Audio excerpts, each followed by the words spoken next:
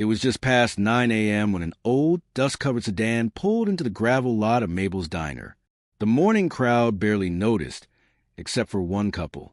Chad and Lori Blevins stopped chewing, their eyes locked on the black man stepping out of the car. Hoodie up, head down. Inside, he ordered black coffee. Sat alone, quiet. Moments later, the couple cornered him at the door. "You think you can just come in here and steal?" The man looked up unbothered. His voice was calm. "I would choose your next words carefully. Agent Cole is listening. Before we continue, I'd love to know, where are you watching from today? Comment below. Darius Cole arrived in Elk Ridge on a Tuesday. No welcome party. No curious neighbors. Just a cold slap of mountain air and the hollow silence of a town that had learned how to keep outsiders outside."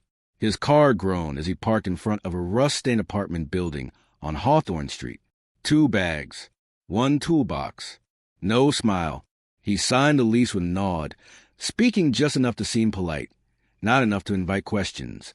The landlord, a wrinkled man with a thinning comb-over and Confederate flag belt buckle, gave him the keys without making eye contact. "Keep to yourself," the man mumbled. "People here like it quiet." Darius said nothing, just like he had practiced. Each morning after that, Darius left early and walked down to Greystone Garage, a weathered, 2-bay mechanic shop with flaking paint, and an old German shepherd that barked at everyone but him. He fixed mufflers, changed oil, and replaced tires for cash. No questions, no small talk, just work. To most in Elk Ridge, he was just another quiet face. But in a town like this, quiet still drew attention. And for Chad and Lori Blevins, attention was currency. The Blevins had lived in Elk Ridge their whole lives. High school sweethearts. First to marry, first to settle. Chad worked at a local hardware store, Lori part-time at the town hall. Their smiles were big and bright until someone black, brown, or unfamiliar crossed the county line. Then those smiles thinned into something uglier. They were not loud racists. Not at first. They wore the mask of concerned citizens, always on the lookout for suspicious behavior. They watched the way outsiders parked, how they paid, where they stood. They whispered, they accused, and the town let them. Because in Elk Ridge, racism did not shout. It nodded. It winked. It looked the other way. At Mabel's diner, where Chad and Lori ate breakfast most mornings, their table was treated like royalty. They got free coffee refills and were always greeted by name. They would glance across the room, judging, policing, commenting. And then came Darius. First day, he sat at the corner booth with a black coffee and toast. Lori stared. Chad smirked. Second day, same seat, same silence. By the third, they started whispering. "I bet he's up to something," Lori hissed under her breath. "He never talks to nobody." Chad leaned closer. "Think he's casing the place?" "No one moves here just to fix tires," she muttered. "Not someone like that." Darius kept his head down, sipping slowly, writing in a small black notebook when he thought no one was watching. But Lori was watching, and Chad was watching. They noticed how he never checked his phone, how he wore the same boots every day, how his eyes moved, quietly scanning people, exits patterns. To them, it was suspicious. To Darius, it was survival, back in his apartment. Darius lived like a ghost. No photos on the walls. No TV. Just stacks of newspapers, maps, and a duffel bag that never left his closet. Each night, he sat beneath a small desk lamp, writing into a case journal only he could read. Subject, Blevins, Chad, and Lori. Behavior, consistent patterns of racial harassment toward multiple individuals. Possible ties to online extremist networks under investigation. He underlined the word harassment twice. But in town, he was just that black guy at the garage. Lori made sure the town kept its distance. She mentioned at the pharmacy that he made her feel nervous. Chad told a customer that Darius had a weird look in his eye. No accusations, just seeds. And in places like Elk Ridge, seeds of fear grew fast. Yet Darius never reacted. Not once. Because reacting was not the mission. He was not here to fight. He was here to watch. And in time to expose. But for now, he let them talk. Let them stare. Because every whisper they shared was another piece of evidence. And the clock was ticking. The diner was unusually full that morning. Rain tapped against the windows in a soft rhythm, and the smell of bacon and wet jackets hung heavy in the air. Darius sat in his usual booth, hands wrapped around a chipped mug of black coffee. He had not touched the food. Across the room, Lori Blevins leaned toward her husband. "He is watching me again," she whispered. Chad looked up from his eggs. "He ain't blinking." Lori stood. Walked slow, like she had thought it through. She stopped at Darius's table, arms crossed, voice loud enough to turn heads. "Is there a reason you keep looking at me?" Darius looked up. Calm. Steady. "I was not." Chad rose now too, chest puffed. "You calling my wife a liar?" "I am saying I was looking at the rain," Darius said. Lori scoffed. "You do not belong here." She pointed toward the counter. "And you're not slick. You think we did not see you reaching near the tip jar." Darius stood, slow, not threatening, just tired. "I did not come here to argue," he said. "I will leave." He placed a $5 bill under his coffee cup and walked to the door.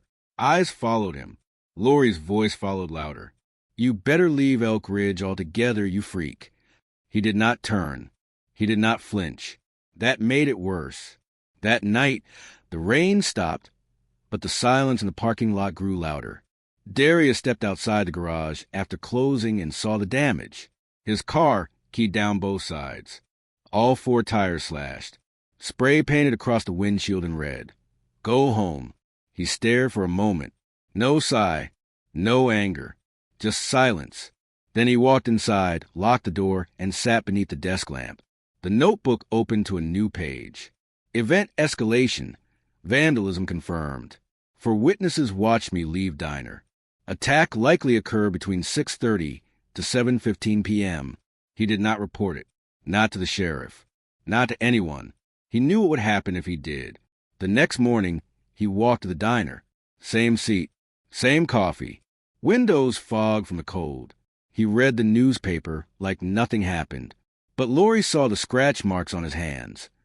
Faint traces from cleaning his windshield. She leaned over to Chad. Guess he learned his place. Chad smirked. Next time, he will pack up. But Darius was not packing. He was collecting, and he had already seen enough. That evening, the closet door in his apartment opened with a soft creak. Inside, behind folded flannels and a shoebox of old receipts, was a steel case. He laid it on the table, entered a 6-digit code, and lifted the lid. Inside were files. Faces. Maps. Photos. He flipped through them slowly, like he was flipping pages in a story he already knew the ending to. At the back of the stack, Chad and Lori Blevins. Photos at a local gun rally. Screenshot of Lori in an online forum, discussing taking the town back. A copy of a PayPal donation to a white nationalist group 3 states over. And a timeline, from the first whisper to the first threat. He wrote a new line at the bottom. Primary suspects now actively escalating behavior. Proceed to phase 2. Then he locked the case and turned off the light. The next day, he drove a borrowed car to the outskirts of town. He stopped on a dirt road, walked into the trees, and picked up a burner phone hidden in a tree hollow. 1 number dialed. 1 ring, then a voice on the other end. "This is Cole." There was silence. Then, proceed. Darius walked back to the car slowly. Everything was in motion now. The couple that thought they were hunting him, they were already being watched. And they had no idea who they were dealing with. Chad Blevins had never been much of a thinker, but even he could feel something was off. No reaction. No police report. No shouting match. After the vandalism, Darius had shown up to work the next day like nothing had happened. Boots muddy, hands greasy, eyes calm. It unnerved Chad more than if he had fought back. So Chad decided to stir the pot. He began circling the garage in his pickup. Once in the morning, again at lunch, and again after dark. Sometimes he parked across the street, engine running, just watching. At first, Darius ignored it. Then he started writing more. April noticed. She was a waitress at Mabel's, the kind with tired eyes and soft smiles, the kind who had learned to survive in silence. She had watched the diner's cruelty for years, watched black travelers it served last, watched Lori pretend to miscount change, watched Chad joke about picking cotton to out-of-towners. But this time felt worse, because Darius never talked back. And silence, April knew, was sometimes a scream no one heard. One afternoon, as Darius sat in his usual booth, April refilled his coffee. Her hands trembled slightly. "You all right?" she asked. He looked up. "Yes." "Why?" She hesitated, then leaned in, dropping her voice. "Chad's been telling folks you hurt someone. A woman. That you were run out of another town." Darius blinked. "Once." "I see," he said. "That true?" she asked softly. "No," he replied. She nodded and walked away, but she watched him all morning. Later, as she closed up, she found a napkin folded neatly beneath his untouched toast. Inside, "Some truths are dangerous. Thank you for your kindness." The next day, Lori posted a long message in the town's Facebook group. "We deserve to feel safe in Elk Ridge. I'm not saying he's dangerous, but we don't know him. We don't know where he's from. Just saying." The comments poured in. "He gives me a weird vibe. Seems like he's always watching. I heard he was in prison before. No proof, just poison. And in Elk Ridge, poison traveled fast." People started crossing the street to avoid Darius. Kids stared. A preacher's wife clutched her purse tighter near him in line. One man spat near his boots at the gas station and whispered, "Your time's coming, boy." Still, Darius said nothing. But every night, more photos were added to the file. Screenshots, license plates, patterns. He was not just watching the Blevins now. He was watching the town. One night, April found him outside the diner, leaning against the hood of a different car. "I know you're not just a mechanic," she said.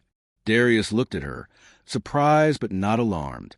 "What makes you say that?" She shrugged. "You do not act like a man fixing engines. You act like a man fixing something else." There was a long pause. Then Darius said softly, "Have you ever asked yourself why this town never changes?" April glanced back at the glowing diner sign, flickering. "Every day." Darius nodded. "Then maybe you understand more than you think." He started to leave, but April reached into her pocket and handed him a small envelope. "What is this?" he asked. "Lori pays me cash sometimes," she said. "Tips from a private jar. I saw her slip something in it the other day before she accused you of stealing. Thought maybe you should have it." Inside was a small receipt. Date, time, amount. Enough to place Lori at the tip jar. After Darius had ordered his coffee, he looked at April, a glimmer of something in his eyes. Not gratitude. Not quite. Respect. "Be careful," he said. "You too," she replied. Later that night, Chad stood in his garage with three of his friends, men with dirty caps and loud voices, the kind who never used last names when talking about cleaning up their town. He held up a grainy photo taken from across the street, Darius entering his garage. "He's hiding something," Chad said. One of the men nodded. "Want us to scare him?" Chad shook his head. "No, we're going to find out who he really is." What they did not know was that the truth was already watching them, and it was getting ready to knock. The plan was simple, or so Chad thought. It was past midnight when he and Lori crept across the gravel lot behind Greystone Garage. Clouds swallowed the moon, and the town was deep in its usual sleep. Silent, unaware, uninterested. Chad's boots crunched quietly as he jimmied open the back door with a rusted crowbar. Lori followed close, flashlight in hand.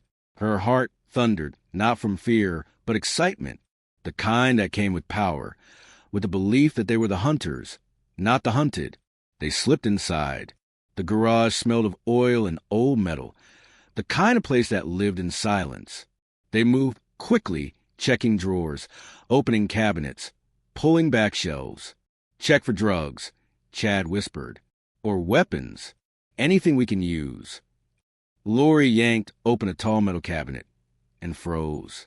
Inside were files, stacked, labeled, marked with names. Some they recognized, Others they did not. Photos, maps, license plate numbers, even a printed group chat with names redacted and coordinates underneath. Chad's jaw tightened. What the hell is this? Lori pulled one file from the top. Her own face stared back at her. Beside it, Lori Blevins, confirmed subject of interest, likely linked to regional network, under surveillance. The file was dated 3 months ago. They backed away as if burned. Lori's hand trembled as she dropped the folder. Then something clicked. Not a sound. A light from the loft above the garage. They both turned. And there he was, Darius, calm, still, watching. He walked down the stairs slow, each footstep measured. No panic, no surprise, like he had been expecting them.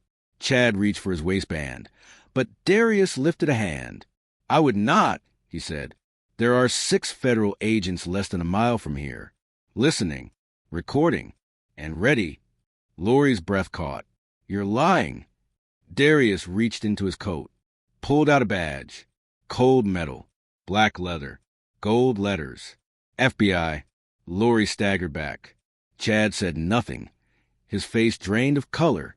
I did not come to Elk Ridge by accident, Darius said. I came here because people like you have been operating unchecked for too long. You think your little town is invisible. You think hate only matters when it is loud. He stepped closer. But hate whispers too, and I hear it. Chad's voice cracked. You set us up. No, Darius said. You revealed yourselves. He turned his head slightly. You vandalized my car. You spread lies. You threatened me, all on tape, all traced. You even logged into Lori's hate group forum, using your home IP address. Every post, every message, recorded. Lori's knees buckled as she dropped to the floor. You tricked us, she gasped. Darius stared down at her, expression flat. No, I watched you, and you showed me who you are. Chad lunged suddenly. But before he reached him, headlights flashed through the garage windows. Engines, tires, doors slammed shut outside. Darius looked past him. That would be the rest of my team. Chad froze, and for the first time he looked truly afraid, not of Darius, but of what was coming next. Outside, black SUVs lined the lot. Men in vests moved quickly. Names were shouted. Doors kicked in. Other locations across Elk Ridge, homes, trailers, a storage unit behind the church, were being raided at that same moment, because Darius had not been investigating just Chad and Lori. He had been tracking an entire web, a network that reached beyond state lines, rooted in racism and armed to the teeth, planning, recruiting, hiding behind small-town smiles and good Christian values. And now they were exposed. Darius watched his agents cuff Chad face down on the garage floor, his mouth pressed into the concrete, his eyes wild and panicked. Lori was silent now. No more whispers, no more lies, just silence, and the sound of justice rolling in like thunder. Darius had always known the hardest part would be the ending, not the setup, not the waiting, but the moment when people realized their masks no longer worked. The arrest made local news within hours, but by then, the damage was done. 32 names, 11 confirmed members, multiple states, weapons caches, digital manifestos, hate group recruitment messages sent under anonymous accounts, all traced, all documented. And right at the center of it all, Elk Ridge, right at the heart of Elk Ridge, Chad and Lori Blevins. The FBI briefing room buzzed with low murmurs and shuffling papers as Darius stepped forward, back in his real skin now. No more garage grease, no more borrowed boots. Just the badge, the voice, the man who had brought an invisible monster into the light. He clicked the first slide on the projector. The room dimmed. On the screen, grainy footage of Chad handing off envelopes in a parking lot behind the hardware store. Then, messages Lori had sent under the username CountryMom88, discussing ways to push back the woke agenda in their community. Under that, screenshots of group chats, talk of training weekends, of preparing for a culture war. It was not just talk. They had been arming themselves, organizing. Darius pointed to the corner of one image, blurry figures in a basement room. That, he said quietly, is not a book club. The agents chuckled under their breath, but Darius did not smile, because he had read every word, watched every meeting, memorized every hateful plan, and lived among them, knowing what they were willing to do. At the Elk Ridge County Jail, Chad sat stone-faced as two agents read the charges: conspiracy to commit domestic terrorism, distribution of hate propaganda, and multiple counts of online harassment and stalking. Lori sat in a separate room, tears streaking down her cheeks, not from guilt, but from humiliation.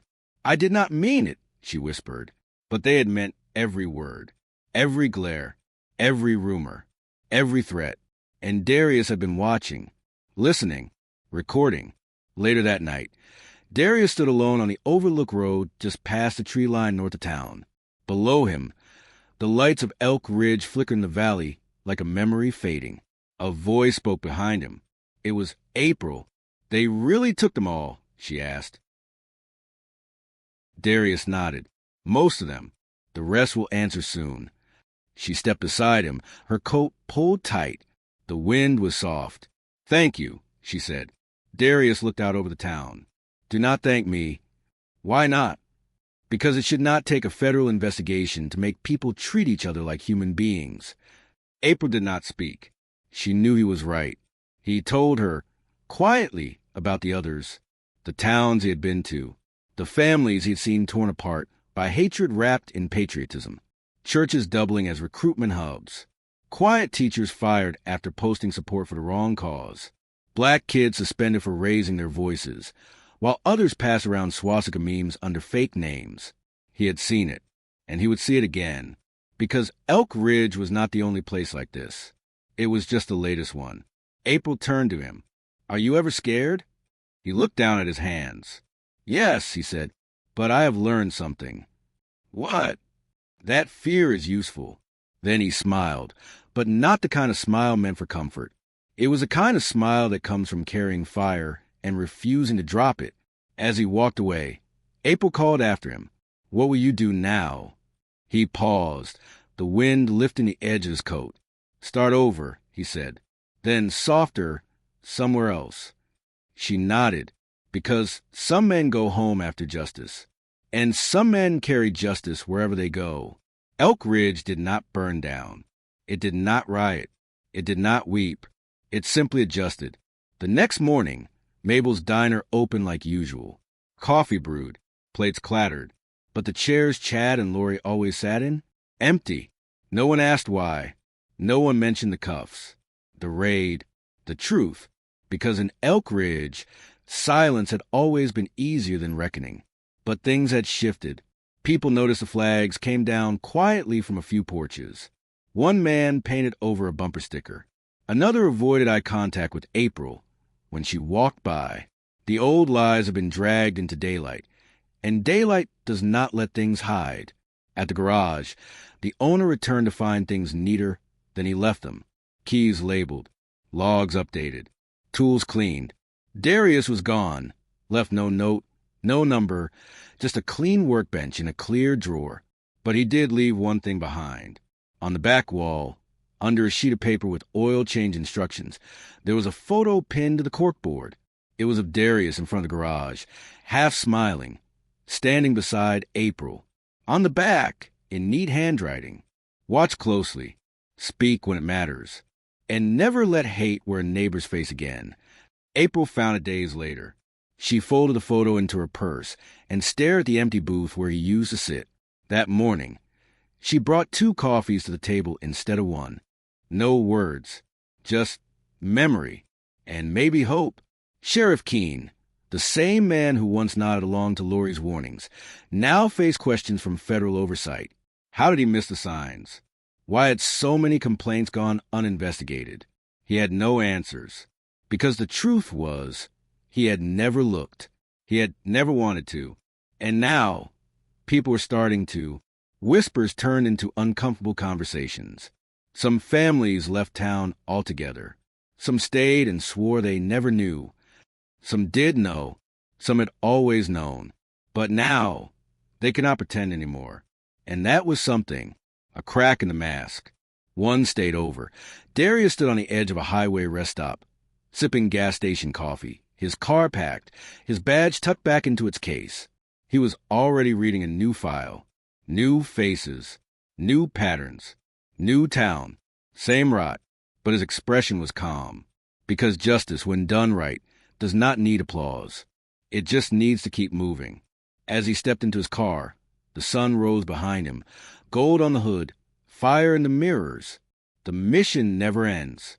But the town of Elk Ridge, it would never forget the man it tried to bury, and who came back as its reckoning. The road stretched out in front of him like a ribbon of unfinished stories. Darius drove with the windows down, the hum of tires against asphalt steady beneath the rising chorus of birdsong and wind. The small towns blurred past, gas stations, quiet porches, hand-painted church signs, all places where truth still lived in shadow. His voice, low and steady, broke the silence. There is a lie we tell ourselves in this country. The camera draws closer, tight on his hands, gripping the wheel, steady as ever. We say racism is a thing of the past, that hate only exists in shouts or slurs or burning crosses. But the real danger? It hides in comfort. It wears smiles. It passes laws. It stays quiet and waits for no one to stop it. The sun flares behind a windshield, warm but sharp. The scenery grows wider, emptier. I met people who said they were just protecting their town. But what they were really protecting was fear. The kind passed down over generations. The kind taught through silence. He glances to the passenger seat. Empty. But you feel someone there. I was not sent to punish. I was sent to reveal. Soft piano rises beneath his voice now. Not triumphant, but human. Wounded. True. You cannot change hearts with a badge. You cannot end hate with one arrest. But what you can do is make sure it does not get to hide. Cut to a wide shot. Darius's car curving along a ridge. Below, another town begins to appear. Tiny, unaware. And his voice, again. Some people hate what they do not understand. And some men are sent to remind them justice is watching. The screen fades to black. Then the final words, white text over silence. To those fighting in silence, your voice matters. To those who think no one sees, justice always sees.